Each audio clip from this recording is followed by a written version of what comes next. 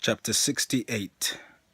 Jesus speaks to the people in Bethany, tells them how to become pure in heart, goes to Jerusalem, and in the temple reads from a prophetic book, goes to Nazareth.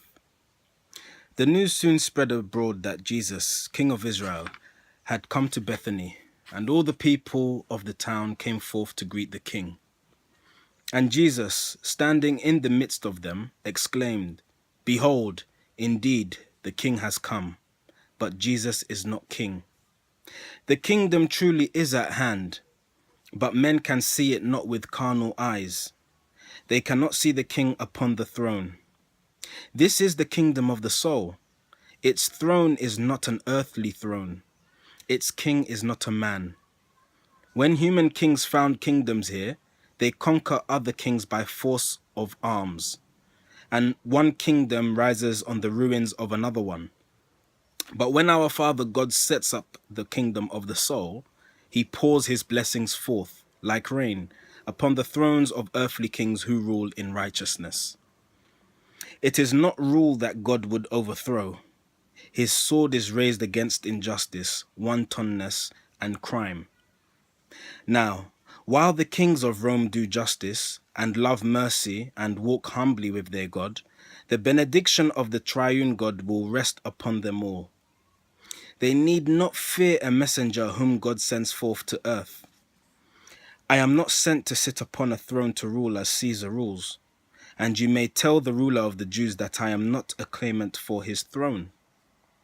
Men call me Christ, and God has recognized the name. But Christ is not a man. The Christ is universal love, and love is king. This Jesus is but man who has been fitted by temptations overcome, by trials multiform, to be the temple through which Christ can manifest to men.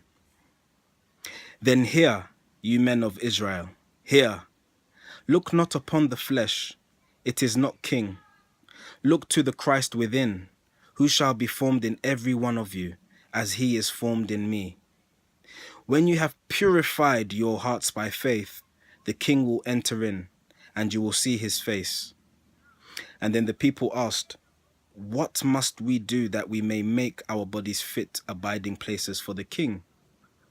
And Jesus said, "Whatever tends to purity in thought." And Jesus said, "Whatever tends to purity in thought and word and deed will cleanse the temple of the flesh. There are no rules that can apply to all, for men are specialists in sin. Each has his own besetting sin. And each must study for himself how he can best transmute his tendency to evil things to that of righteousness and love, i.e., alchemy. Until men reach the higher plane and get away from selfishness, this rule will give the best results.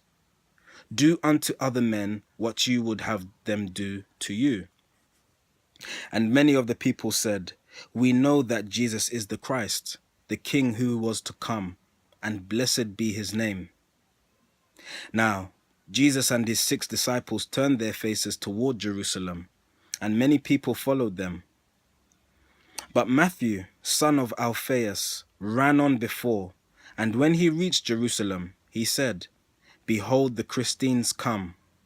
The multitudes came forth to see the king. But Jesus did not speak to anyone until he reached the temple court. And then he opened up a book and read, "Behold, I send my messenger, and he will pave the way, and Christ, for whom you wait, will come unto his temple unannounced. Behold, for he will come, says God, the Lord of hosts." And then he closed the book. He said no more. He left the temple halls, and with his 6 disciples went his way to Nazareth. And they abode with Mary, Jesus' mother, and her sister Miriam.